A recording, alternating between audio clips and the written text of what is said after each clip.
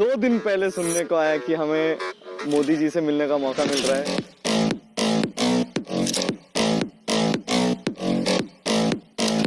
Too fast, too much has happened.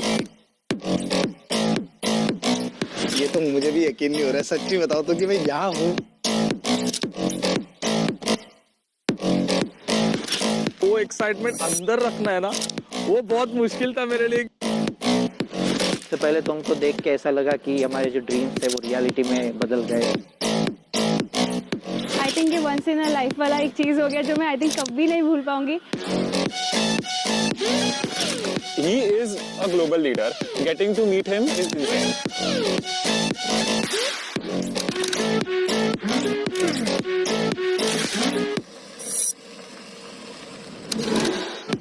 But that moment जब बस वो आ रहे हैं,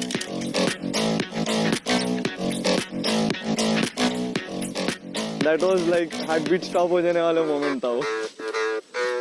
स्वागत है आप सबका।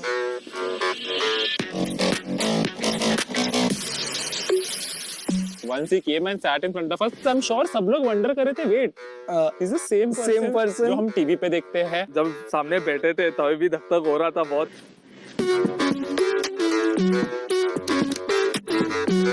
आप लोग एक दूसरे को कभी मिलते हैं या पहली बार मिले? नहीं मिलते हैं हम लोग, मिलते रहते हैं। मतलब आप लोगों का पुराना कारोबार है। तो जब आपको ये सूचना मिली होगी तो क्या लगा आप लोगों को? इस मोमेंट तक यकीन नहीं हो रहा था कि ये कुछ होने जा रहा है ऐसा। नहीं, पहले मिलेंगे फिर ही हम लोग सेलिब्रेट करेंगे, क्योंकि मालूम नहीं कैसे कब। हाँ, ऐसे आजकल तो फेक की दुनिया है ना। सर अभी भी नहीं लग रहा है कि आप सामने। अच्छा, होने दीजिए। मेरे को यकीन नहीं हुआ पहली बात तो कि आपने बुलाया। तो सर एक बार लगा कि जो आपसे ये बात करने का मौका मिलेगा डेफिनेटली हम लोग फ्रंट फुट में आ जाएंगे और हमारा जो सबका एक गोल है ना वो आज वैलिडेट हो गया सर। वो गेमिंग की जीत हो गई सर, आप बुलाए वो आज इंडस्ट्री जीत गई। जो थोड़े दिन पहले नेशनल क्रिएटर्स अवार्ड हुआ था, इवन उस टाइम को भी हमें यही लगा था कि फाइनली इतने सालों के बाद ऐसे लग रहा है कि क्रिएटर्स गवर्नमेंट इज रिकॉग्नाइजिंग हमारी क्रिएटिविटी। जो हम यूट्यूब पे करते जो हमें लगता था कि हाँ हमारी लोग देख रहे हैं, फैंस देख रहे हैं, यही हो रहा है। बट आप लोगों ने उस क्रिएटिविटी वाले अवार्ड में भी अप्लाई किया था? मैं तो गया था सर। हम तो बिल्कुल आपके इतने दूर बैठे हुए थे उस टाइम पे, उससे भी यकीन नहीं हो रहा था। आप परिचय बता दीजिए पहले सबका। नमस्कार सर, मेरा नाम अनिमेश अग्रवाल है। मैं 28 साल का हूँ। मैं गुवाहाटी असम से हूँ। मैं बहुत ही यंग एज में पढ़ाई कर रहा था जब मैं सीए का। कोई यंग एज में पढ़ाई करता है? जी सर, वही मतलब कंपेयर टू कि अभी भी 28 साल का ही मैं खुद को यंग ही मानता हूँ, तो मैं और यंग की बात कर रहा हूँ। तो मैं सीए का पढ़ाई कर रहा था। मैं सीए फाइनल्स तक पहुंचा था और मैं सीएफए और एफआरएम की भी लेवल 1 दे चुका था। मैंने अपने माता पिता से 1 साल का ब्रेक मांगा था अपने पढ़ाई से गेमिंग के करियर को परस्यू करने के लिए। जब मैं 2018 में स्टार्ट किया, मैं सोच के पूछा था कि 1 साल मैं गेमिंग में पूरा दूंगा और कुछ बनने की कोशिश करूंगा। तो परिवार में क्या रिएक्शन आया? सर क्योंकि मैंने पढ़ाई करके रखी थी और मेरे पास बैकअप बहुत स्ट्रॉन्ग था कि गेमिंग में कुछ नहीं कर पाता, मैं वापस जाके पढ़ाई कंटिन्यू कर पाता, तो इसलिए माता पिता हमेशा सपोर्ट किए हैं इस चीज़ को। और फिर मेरा गोल यही है कि मैं गेमिंग को इंडिया में आगे बढ़ाऊं और सबको, जो भी युवा फॉलो कर रहे हैं, हम सभी को, इतने बड़े बड़े इन्फ्लुएंसर्स को, उनको करेक्ट डायरेक्शन दिखाऊं गेमिंग से अच्छा क्या कर सकते हैं और उसी की तरफ काम आगे करने की कोशिश चल रही है सर। मुसीबत ये हो जाएगी कि जब भी आप कोई ठग बोलेगा किसी को भी तो आप दिखाई देंगे और कोई आपको देखेगा तो कहेगा यार ये तो अच्छे इंसान है, उसको ठग कैसे बोल रहे। सर वो चीज़, लेकिन एक चीज अच्छी है कि गेमिंग में थोड़ा नाम बना लिया तो गेमिंग वाले लोग अब ठग से अच्छे नज़र से मुझे देख रहे हैं। ठग से ठगते नहीं। हाँ, और मैं दुनिया एकदम भी ठगी नहीं कर रहा हूँ सर। मेरा नाम अंशु बिष्ट है। वैसे मेरा गेमिंग नाम गेमर फ्लीट है सर। मैं आता हूँ हल्द्वानी, नैनीताल, उत्तराखंड से। तो मैं सर वैसे लोअर मिडिल क्लास फैमिली से आता हूँ। मेरे पापा एक प्राइवेट स्कूल में 30 साल तक उनने बस कंडक्टरी करी थी ताकि मैं और मेरी दीदी को वो स्कूल में पढ़ा सकें।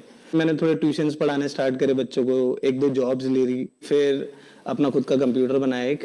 सर आर्थिक स्थिति इतनी अच्छी नहीं थी तो उनका बनता है कि ऐसे सोचना कि आप समझ रहे हो ना कि आपका बच्चा बस कंप्यूटर में बैठ के चिल्ला रहा है दिन भर, क्योंकि सर थोड़ा होता है कि मतलब चिल्लाना इन द सेंस कि मतलब खुश होना, कि तभी लोग देखते तो खुश होते हैं ना कि अरे वाह इसको कितना मजा आ रहा है, तो उन्हें भी मजा आता है। यानी आपको एक्टिंग भी करनी पड़ती है थोड़ी बहुत, ताकि व्यूअरशिप बढ़े। तो हाँ सर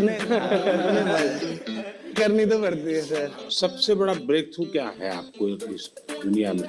सबसे बड़ा ब्रेक थ्रू सर कि मतलब अगर आपको पता चल जाए कि आप क्या करना चाहते हो इन दी एंड, सर जैसे आपका है कि आप देश को आगे ले जाना चाहते हो, आप देश को एक स्तर पे ले जाना चाहते हो बहुत, तो वैसे ही मेरा भी था कि मतलब मैं भी कुछ ऐसा करूं कि दुनिया वाहवाही करे।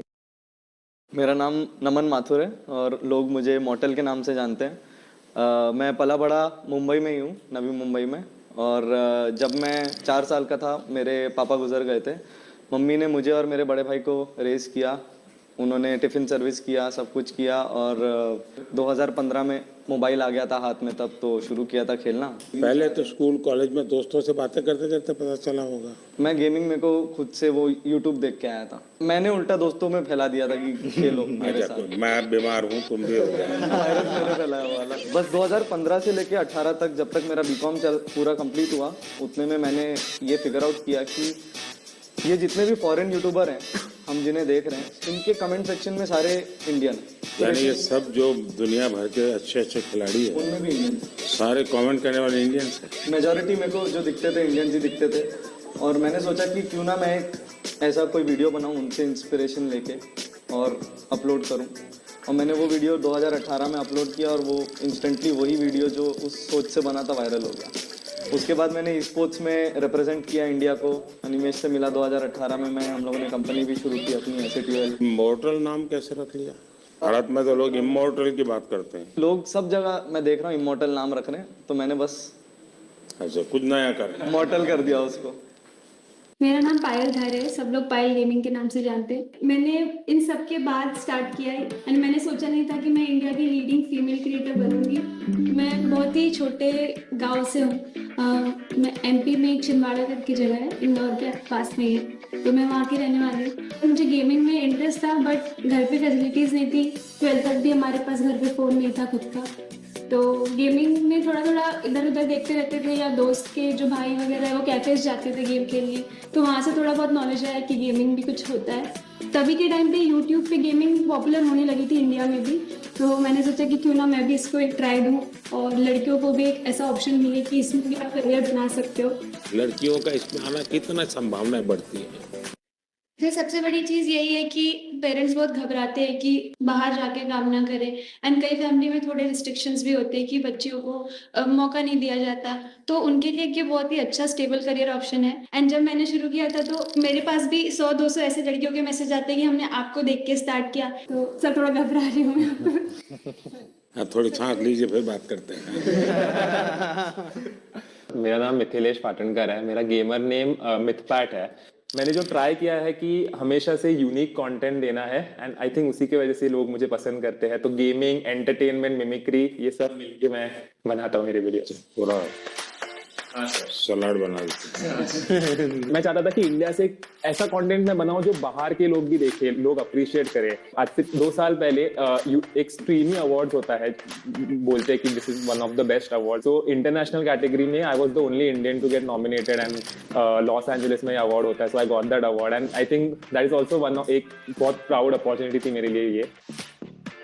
नमस्कार सर, मेरा नाम तीर्थ मेहता है, मैं भुज कच्छ गुजरात से हूँ और मैं 2014 से हार्टस्टोन नाम की एक गेम है उसमें compete कर रहा हूँ। तो भुज में ये बीमारी कहाँ से आई? सर ये तो ऐसा है ना कि हर कोने कोने में फैली हुई है अभी तो। लोग आपको कच्छ में जानते हैं कि ऐसे कुछ कर रहे हैं? हाँ, मतलब इनिशियली तो किसी को पता नहीं था, बट जब से ये मेडल हासिल हुआ है तब से काफ़ी मतलब कहे तो सब पहचानने लगे हैं। हेलो सर, मेरा नाम है गणेश और लोग मेरे को SK रॉसिया से जानते हैं, और मैं बेंगलुरु से हूँ और मैं एक प्रोफेशनल ई स्पोर्ट्स एथलीट हूँ। जो मैं जब से कॉलेज में मैं गया, दोस्त लोग ने मेरे को गेम को इंट्रोड्यूस किया और जब मैं खेला, अचानक से उधर जो भी लोग खेलते हैं उन सबसे अच्छा खेलने लगा। तो मेरे दिमाग में आया कि ये चीज़ मेरे को असली में मज़ा आता है करने में और इस पे मेरे को कुछ बड़ा करना है। मैं जब 17 ईयर ओल्ड था, मैं इंडिया को रिप्रेजेंट किया 2017 इंडोनेशिया में। तो जब मेरा सक्सेस मिला और मैं I could take the responsibility, मेरा माँ बाप का जो ड्रीम था घर बनाने का वो मैं कराया और दोनों को जॉब से रिटायर कराया और अभी सब रिलेटिव्स बोलती बंद। आई वाज लाइक धक हो रहा था पूरा कि क्या बात करूं उनके सामने, बट आज जब मिला आई जस्ट लाइक जो भी मन में है, जो भी मेरा स्टोरी है, जो मेरे को जानता है वो सब बोल दिया मैं उनके सामने। एक साथ आप लोग कितने घंटे खेलते हैं continue? I think e sports athlete जो होते हैं वो दिन के 6 से 7 घंटे प्रैक्टिस के देंगे, क्योंकि वो उनकी पूरी रूटीन होती है। वो दिन में उठने का समय, गेम का समय, डाइट, सब कुछ होता है। कंटेंट क्रिएटर्स का सर अगर मैं बताऊँ तो आई थिंक सब लोग ऐसे होते हैं कि दिन में 12 घंटे सिर्फ सोच ही रहे हैं, और फिर हो सकता है वीडियो बनाने में वो 2 घंटे ही बन गए, या फिर वो 10 दिन तक नहीं बने। हमारे देश में क्रिएटिव की दृष्टि से गेम की दुनिया में कंट्रीब्यूशन कितना होगा? पिछले 2 साल में जो कंटेंट बन रहा है इंडिया में यूट्यूब पे, वो बहुत नेक्स्ट लेवल बन रहा है। लाइक सब ऑफकोर्स लोगों के पास फोन्स आ गए हैं, सबके पास अभी इंटरनेट एक्सेस आ गया है, तो हम लोग ऐसा नया नया कंटेंट देख रहे हैं इंडिया में जो आई थिंक वर्ल्ड में किसी ने बनाया नहीं है। मैं शॉक हो जाता हूँ कि इंडिया में इतना सस्ता है, इतना मतलब अच्छा है। इवन फॉर एग्जाम्पल अगर गेमिंग बाजू में रखे तो एग्जाम्पल यूपीआई भी इज ऑल्सो सिस्टम जो बाहर इतना अच्छा नहीं, मतलब कोई सिस्टम नहीं है जो इंडिया में। It's a blessing. गेमिंग की दुनिया में आज करोड़ों बच्चे हैं, उनको ये मालूम है कि हमारे यहाँ इंटरनेट इतना सस्ता है, उसी के कारण उनके लिए अपॉर्चुनिटी बनी है। पता है? बिल्कुल सर, अगर मैं आज तो आप खुद ही किसी को- मानता हूँ सर किसी को भी आप कि पूछोगे ना, वो सबसे पहले बोलेगा फ्री इंटरनेट। यहाँ पे जो भी बैठा है हम सब हमारी शुरुआत ही ऐसी के हुई बाद। है सर। जिस तरह से free internet, cheapest internet I think India के टॉप 5 चीपेस्ट कंट्रीज में आते हैं। तो सर आज के दिन भारत में 15,000 गेम डेवलपर्स कहे जाते हैं, एंड 1400-1500 से ज़्यादा गेम स्टूडियोज भी है। सर वैसे तो भारत में अगर आप देखो जो गेमिंग है 5 से 6 साल पहले ही बूम होनी शुरू हुई। 2019 में आई थिंक मैं बोलता हूँ कि गेमिंग काफ़ी स्पीड पकड़ी, रफ्तार पकड़ा, और 2000 सब कुछ मेरे आने के बाद। जी जी। एक ऐसी घटना बताइए किसी के साथ आपको गेमिंग के दरमियान कुछ और आपने कहा और एक स्पार्क कर गया, ऐसा कोई याद आता है? मेरे तो लाइव चैट में आया था, एक लड़का बोला था कि मेरा ब्रेकअप हो गया, तो मैंने बोला था कोई बात नहीं, तेरा भाई तेरे साथ है। देखिए, मान लीजिए कि मैं एक बिल्कुल स्टूडेंट हूँ और मुझे कुछ मालूम नहीं है ये गेमिंग की दुनिया क्या है। परसेप्शन का ही मुझे पता है जो ये बच्चे टाइम खराब करते हैं, पता नहीं दिन भर उसी में बैठा रहता है। तो मुझे याद है मैं परीक्षा पे चर्चा कर रहा था, तो मैंने ऐसे कहा कि ये कुछ बच्चे ने मुझे उलट पुलट पूछा, मैंने कहा तो ये पबजी वाला लगता है, ये पबजी वाला है क्या?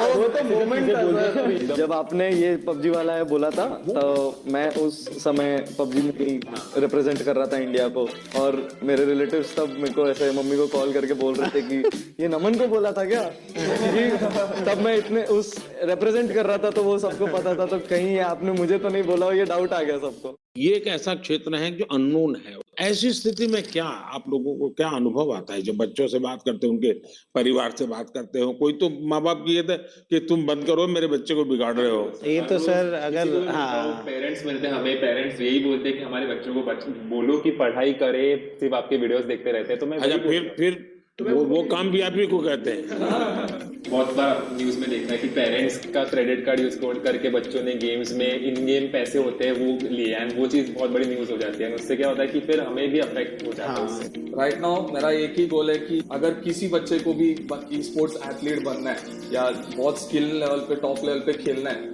उनको मैं कैसे गाइड करूं, उनका पेरेंट्स को मैं कैसे गाइड करूं, बिकॉज ये अवेयरनेस बहुत कम लोग के पास है। घर में ऐसा लगता है कि जैसे स्पोर्ट्स एक एक्टिविटी जरूरी है या डांसिंग सीखना माँ बाप चाहते हैं कि बच्चे को आना चाहिए, क्योंकि वो भी एक व्यक्तित्व के विकास का एक हिस्सा है। लेकिन ऐसी चीजों को प्रतिष्ठा मिलने में सदियों की एक पुरुषार्थ रहा है। अगर देखी जाए हमारा देश स्पोर्ट्स में हमेशा बहुत आगे रहा। आज के दिन भारत का one of the most popular sport cricket है, पर अगर 1983 वाली वर्ल्ड कप नहीं जीती तो मे बी सब लोग उतना क्रिकेट में नहीं जाते, और अगर मे बी देश में एक सचिन तेंदुलकर जैसे बड़े नाम नहीं आते तो सब लोग वो बनना नहीं चाहते। सर गेमिंग 5-6 साल पहले ही शुरू हुआ, और आज काफ़ी लोग हैं इंडस्ट्री में, कम्युनिटी में हमारे जैसे गेमर जिन्होंने भारत को रिप्रेजेंट करके नाम कमाया। तो सर आई थिंक आज कोई गेमिंग के लिए अगर ये पूछे कि ये क्यों करना है, तो मैं उनको यही जवाब देता हूँ कि इसको आप साइड हसल रखिए। जो लोग सोचते हैं अनऑर्थोडॉक्स है, बेकार चीज़ है, टाइम वेस्ट कर रहे हैं लोग अपना, उसको करके आप प्राइम मिनिस्टर, अभी हम लोग प्राइम मिनिस्टर सर के रेजिडेंस में, तो वहाँ तक जाके उनसे बैठ के एक राउंड टेबल में बैठ के उनसे बातें कर सकते हो, तो वो बहुत अनरियल था। और फॉर श्योर लोग अब गेमिंग को एक अलग नज़रिए से देखेंगे कि हाँ ये भी कुछ है और इसमें भी कुछ करा जा सकता है। एज अ गेमर मैं कहूँगा कि ये मेन इम्पोर्टेंट चीज़ जो पीएम सर ने मेंशन की कि डाउन द लाइन ग्रो करना है इंडस्ट्री को, तो उसमें एक पेरेंट्स का इन्वॉल्वमेंट बहुत ज़रूरी है। उनका वही पेरेंटल एडवाइस, पेरेंट्स की सपोर्ट करना, वो एक बहुत इम्पोर्टेंट फैक्टर है। आपकी दृष्टि से मुझे बताने जैसी कोई चीज आपको लगती है, यार आपको कुछ मन में प्रश्न है, तो आप क्या कोई रेगुलेटरी बॉडी हो सकती है? रेगुलेट शब्द ठीक नहीं होगा, वरना सरकार का स्वभाव होता है हर चीज में हाथ डालना। सरकार का मूल नेचर ये है। अब दो चीजें होती है कि या तो आप उनको दबाने की कोशिश करो, या तो कानूनी सारे बंधन लगा करके उनको अलग करो। दूसरा है कि आप चीज को समझो, समझ करके हमारे देश की रिक्वायरमेंट के अनुसार उसको मॉडिफाई करो, उसको कुछ कानून नियम व्यवस्था के अंदर ढांचा में लाओ, उसकी एक प्रतिष्ठा बढ़ाओ। अगर प्रतिष्ठा बढ़ जाती है तो फिर बुरा करने वालों को बहुत देर लगती है। मेरी तो कोशिश है कि देश की स्थिति इतनी आगे ले जाए हम कि 2047 तक खास करके मध्यम वर्गीय परिवारों की जिंदगी से सरकार बिल्कुल बाहर निकल जाए। वरना ये कागज लाओ, वो कागज लाओ, ये दो, यहाँ क्यों गया, वहां क्यों गया, उसी में ही जिंदगी फंसी हुई है। सरकार की जरूरत गरीब को होती है, उसको मुसीबत के समय सरकार मिलनी चाहिए। सर आई थिंक एक चीज़ जो डेफिनेटली करा जा सकता है ईज ऑफ बिजनेस के लिए, सर ई स्पोर्ट्स को आइडेंटिफाई किया जाए। ई स्पोर्ट्स को बहुत टेक्निकली जैसे स्पोर्ट्स आइडेंटिफाई हुआ है, एक अलग से आइडेंटिफाई हो जाए कि स्किल बेस्ड गेमिंग है, इसमें कोई पैसों का गेम में पैसे लगा के पैसे जीतने वाला खेल नहीं है। सर अगर वो आइडेंटिफाई हो जाती है और सबको पता चल जाता है ये across all government bodies and all bodies जिनके साथ हमें फाइनेंशियल ट्रांजेक्शन भी करना पड़ता है, वो बहुत महत्वपूर्ण होगा। रेगुलेटरी बॉडी, ऐसा कि आपने कहा कि बंदिश वाली अभी इंडस्ट्री बनी नहीं है क्योंकि अभी बढ़ रही है, तो खुले में बढ़ने देंगे, पर साथ में अगर पुश मिलेगा तो कुछ साल बाद आई थिंक इंडस्ट्री रेडी रहेगी कि सरकार आके उसमें नहीं, इसको कोई बंदिश की जरूरत नहीं, खुले में ही जाना चाहिए, तभी जाकर के ये फले फूले। अगर बंदिश आएगी तो नहीं होगा। क्या आपको ये फेस करना पड़ता है गेमिंग एंड गैम्बलिंग, इन दोनों की लड़ाई आपके सामने आती होगी, तब आप कैसे हैंडल करते हैं? मतलब वो ऐसा समझते हैं कि हम जो फास्ट टाइम मानते होंगे, वेस्ट टाइम मानते हाँ हाँ, जैसे हम मतलब गेम्स खेलते हैं वो काफी अलग रहती है, बट वो ऐसे समझते अच्छा ये आप लोग एक काम कीजिए, ये जो क्या समस्या है आपकी, मुझे कभी मेल कर दीजिए मेरे ऑफिस में, एग्जैक्टली क्या प्रॉब्लम फेस करते हैं आप। इधर लाइक पेरेंट्स को जब उनके बच्चे लोग बोलते हैं कि गेमर बनना है, पेरेंट्स लोग को समझ में नहीं आता कि एक्चुअल गेमर क्या होता है, क्या करता है ये गेमिंग, मतलब गेमिंग गैम्बलिंग भी समझ जाते हैं। तो उसके रिगार्डिंग मोदी जी बहुत अच्छा एक्सप्लेनेशन किया कि गेमिंग अलग होता है, गैम्बलिंग भी अलग होता है, और हमने भी बहुत सारी चीज़ें एक्सप्लेन किया। अब इतने सारी मात्रा में बच्चे जुड़ चुके हैं, उनको आप रोक नहीं सकते, तो उनको आप सही रास्ते पर ले जा सकते हो। तो सही रास्ते पर ले जाना है तो आपको लगता है डूज एंड डोंट्स, पढ़ाई करो, ये तो ठीक है, हम कहते हैं तो पढ़ाई करो, और क्या क्या बातें आप सोचते हैं कि जिसको उसको केयर करना चाहिए? बच्चे बिल्कुल चाहते हैं कि यही करे, तो हम लोग सर, मैं तो हमेशा अपनी स्ट्रीम पे क्लियर बोलता हूँ, कोई भी आके बोले कि भैया मुझे भी आपके जैसा बनना है, तो मैं तो साफ बोलता हूँ भाई अगर तुम्हें मेरे जैसा बनना है तो जैसे मैं चला वैसे चलो। मैंने कॉलेज किया, कॉलेज के साथ किया, मैंने जॉब करी, मैंने जॉब के साथ किया, जब तक नहीं चला मैंने ऐसा नहीं करा कि सब दुनियादारी छोड़ के मैं बस लगे रहा कि नहीं यही काम करेगा, यही काम करेगा। आज के टाइम पे गेमिंग और ई स्पोर्ट्स, मतलब उसमें दो कैटेगरी आती है। जैसे ई स्पोर्ट्स में आप कम्पीट करते हो, और कंटेंट क्रिएशन में ऐसा है कि हम गेम के अराउंड वीडियोस बना रहे हैं, उसमें 4 दोस्त मिलके कुछ फन कर रहे हैं, तो वो लोग देखना पसंद करते हैं लाइव स्ट्रीम में। जो मैं समझ रहा हूँ आपकी बातों से, 3 स्टेज है। एक तो है जो गेम खेलने के लिए आने वाला खिलाड़ी है, दूसरे वो लोग हैं जरा क्रिएटिव माइंड के हैं, तो उस गेम उसका लाइव स्क्रीनिंग ये वगैरह करके के बाद में छोटा सा वीडियो बनाना, इसमें थोड़ा रंग भर देना, वो। और तीसरा जो महत्वपूर्ण है कि गेम इटसेल्फ बनाना। कैसी हमारी जो गेम्स है जो बनी है अब तक जो आई है उसकी क्या? तो अभी आई थिंक 2020 में आपने स्टेटमेंट दिया था कि मेक इन इंडिया की इंडिया के अराउंड गेम्स बनाने प्रमोट कर रहे हैं आप, तो उसके बाद आई थिंक काफ़ी इम्प्रूवमेंट आया है उसमें, और जो वो पूरी इंडस्ट्री है उसमें भी काफ़ी स्कोप बढ़ा है। हिंदुस्तान की कौन सी थीम है जो लोगों को आकर्षित कर रही है, या आप लोगों को लगता है कि ये क्लिक कर सकती?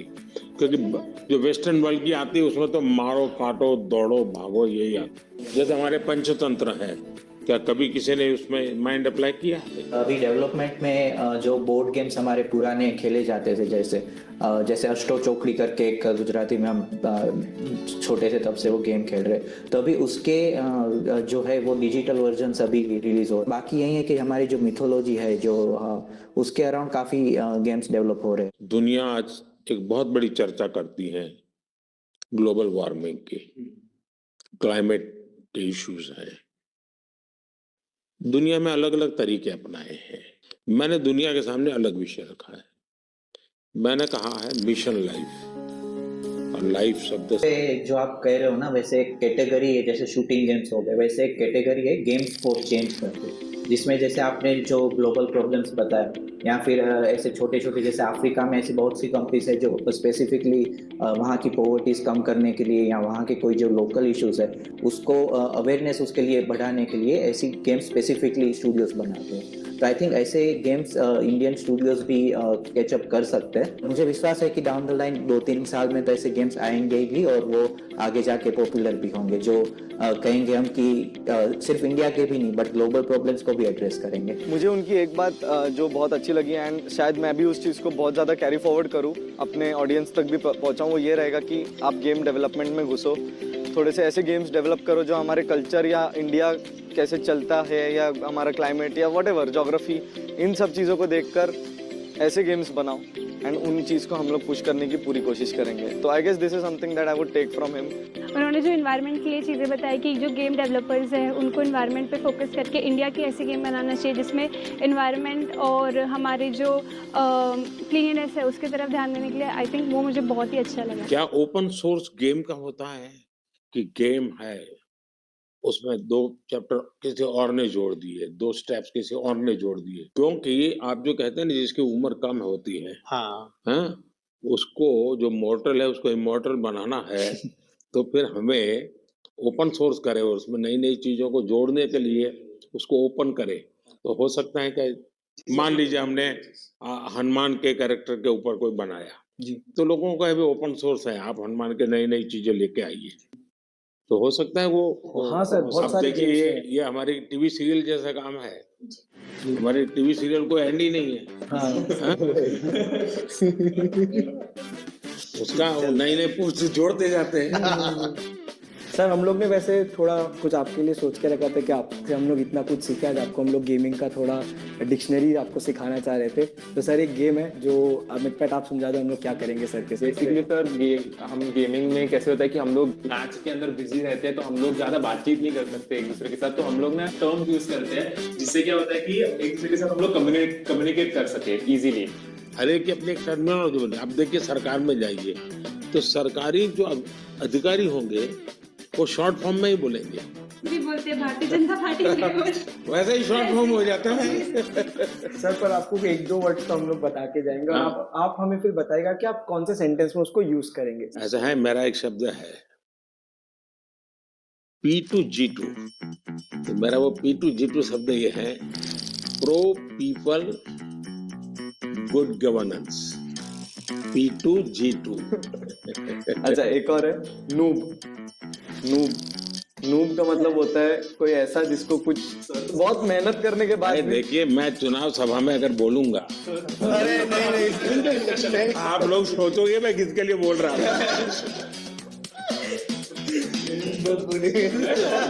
ऑलरेडी मालूम समझ गया। अगर मैं बोल दूंगा तो लोग उसके लिए बोला है। ग्राइंड करके एक वर्ड होता है, तो ये तो खैर आप गेम में भी इस्तेमाल कर सकते हो, आप कहीं भी इस्तेमाल कर सकते हो। ग्राइंड मतलब सर मेहनत करना हो गया बेसिकली। जैसे अगर मैं माइनक्राफ्ट खेलता हूँ तो मुझे उसमें एक एक चीज सीखने के लिए ग्राइंड करना पड़ता। तपना सर, तपना, हिंदी में आसान भाषा में तपना। और दूसरा है सर GT है, गोटू है। मतलब हम जनरली कोई भी गेमिंग सेशन एंड करते हैं तो दोस्तों को कहते हैं कि अभी मैं क्लोज कर रहा हूँ, जाना है, तो हम टाइप करते हैं GT। चलो निकल AFK करके, AFK मतलब अवे फ्रॉम कीबोर्ड, यानी कि आप गेम खेल रहे हो, 4 लोग एक टीम में एक साथ खेल रहे हैं, अचानक से मम्मी ने बुला दिया कि खाना रेडी हो गया, तो वो फोन इधर ऐसे छोड़ के जाएंगे तो वो मतलब गेम में हार जाएंगे। तो टीम मेंबर्स आके हमें, अगर हम चाहते कि टीम मेंबर्स को समझे कि सुनो मैं जा रहा हूँ लेकिन मेरी जगह तुम लोग लो, तो हम लोग AFK लिखते हैं, अवे फ्रॉम कीबोर्ड, मतलब मैं नहीं हूँ पर तुम लोग संभाल लो। यानी एक दूसरे को कह करके जाते हैं, इतनी डिसिप्लिन फॉलो करते हैं। और सर सबसे बड़ी चीज आपको कूलेस्ट पीएम कहा जाता है हमारी साइड में। अगर आप देखिए लाइव चैट में भी कहते हैं कि सबसे कूल अगर कोई है तो वो हमारे पीएम है। एंड आप जैसे मतलब हमारी और आपकी उम्र में काफी डिफरेंस है, लेकिन फिर भी एक नहीं, आपने किसने बताई ये मीडिया में सब आता है, वो सच मत मानो। हाँ मतलब सर आपकी जेंजी है हमारे। हाँ, मैं कलर करके बाल वाइट रखता हूँ ताकि जहाँ लोगों को लगे कि मैं मैच्योर हूँ। उसने एक मुझे याद है, मुझे बहुत बातें कहती यूट्यूब फैन फेस्ट में, आपने जब सर सिंपल चीज वही लाइक शेयर सब्सक्राइब, सब लोग पागल हो गए। हम लोग को कूलेस्ट पीएम को गेमर टैग देना चाहिए। हम लोग सब गेमर्स के नाम है, सर का कोई नाम नहीं है। नाम सर इंडिया ने मुझे बहुत पहले से नाम दे के रखा है, डबो। तो वो हमें क्या कहते हैं, नमो OP. Sir OP is Overpowered। और आपको सबसे ज्यादा ही ओवरपावर्ड। सबसे ज्यादा पावर। सर अभी कुछ आपके साथ गेम्स चलिए। थे। सर आप बहुत एक्साइटेड है आपको गेमिंग सिखाने के लिए। आपको ये पहनाता हूँ। करके पहन। हाँ लूज, फुल तो लूज। सिर्फ हाथ मूव करना है, हाँ आगे पीछे मत। जोर से मारिए, हाँ मारिए। मतलब फर्स्ट गो में जिस हिसाब से उन्होंने किया, वी वर माइंड ब्लोन। के सब गेमर आज खुश हो गए हैं। वाओ, कैसा था आपका अनुभव गेम खेल के? अच्छा ही है, लेकिन जब आप इतनी जल्दी अडैप्ट भी कर लिया, एक्सपेक्ट नहीं किया था मैंने। आप लोगों से ट्रेनिंग लिया। ये देखिए, राइट नीचे आना है ना। किसी को नहीं मिल सकता, उतना मुश्किल है मिलना। जो मौका हमको मिला तो this will be the best moment of my life where we played games. आप अंदर चले जाइए यहाँ से। देखिए अब यहाँ पे आ गए आप, स्पीड भी बढ़ चुकी है अब। मैं बहुत खुश हूँ क्योंकि ये एक इंडियन गेम है, फर्स्ट टाइम मतलब सर खेल रहे हैं।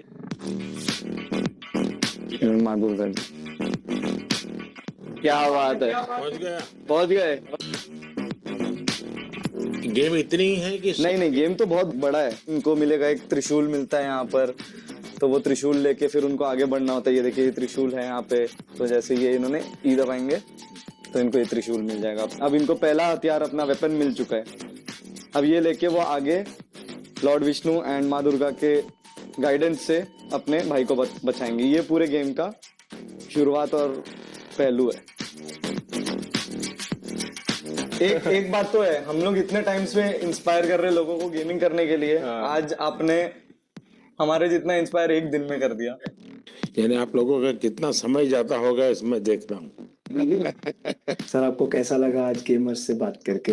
मैं अभी नया हूँ इस दुनिया में, तो मैं बहुत सोचूंगा इस पर, युवा पीढ़ी का भला भी हो जी, और इसका एक पॉजिटिव क्रिएटिव उपयोग कैसे हो। मुझे ऐसे, मैं चाहता हूँ हमारे लोग इसमें आगे जाए और हम दुनिया में चीजों को लेके जाए। सो सर अभी हम लोग संबल गैस करके गेम खेल रहे हैं, तो कोड है, रूम कोड है सबका 982981।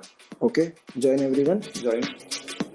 ऐसे इस गेम में कैरेक्टर्स होते हैं जिनको आगे आगे जाना होता है, रेस होती है, ऑब्स्टैकल्स होते हैं। आपके कैरेक्टर का नाम नमो है। ये जो स्टिक है, हाँ ये सर आपका कैरेक्टर है और ये जंप बटन है। मैं पूरा दिमाग खपाऊंगा जरा। अगर आप इसको ऐसे फिंगर रख के मुंह ऊपर की तरफ करोगे तो आगे की तरफ में आगे जाते हैं। सर आप तो इसको आप यहाँ पे सर हाथ रखिए और इसको टच स्क्रीन के जैसे ऊपर की तरफ कीजिए। चलिए सर, चलिए। इधर जंप करना है, जैसे ही नीचे जाएगा राइट वाला बटन दबाना है आपको। चलो कोई बात नहीं, बहुत बढ़िया, बट बहुत मजा आया। बहुत मजा आया बहुत मजा आया। गाइस। सर से सक्सेसफुल हमने mobile game speak in India. भगवान करे मुझे इसकी आदत ना लगे। सबके साथ ये तो बनता है। हम लोग कुछ चीजें लाए थे आपसे साइन कराने के लिए जो हमारे गेमिंग से जुड़े। आप 2 मिनट विराजमान हो जाते तो टेबल पे। For sure, NaMo OP. आप लोग एक काम शुरू कीजिए, अरे हर एक को कहिए कि खुद की सिग्नेचर अपनी मातृभाषा में करें। लोग अब गेमिंग को एक अलग नजरिए से देखेंगे कि हाँ ये भी कुछ है और इसमें भी कुछ करा जा सकता है। ये पहना दीजिएगा। अच्छा, इसको पहनोगे? शाबाश। Thank you sir, thank you.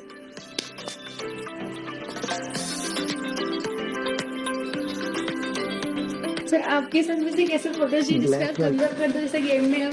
हाँ चलिए।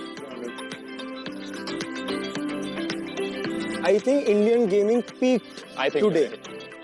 Who is the biggest influencer in India? It's our Prime Minister. हमने उनसे मिले।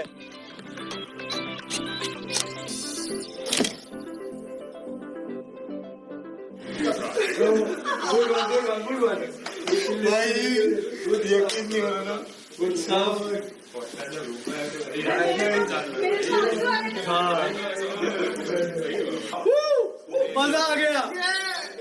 आउट ऑफ वर्ड्स है हम लोग अभी। बिकॉज मम्मी पापा तुम्हारा बेटा मोदी जी के साथ मिल गया है।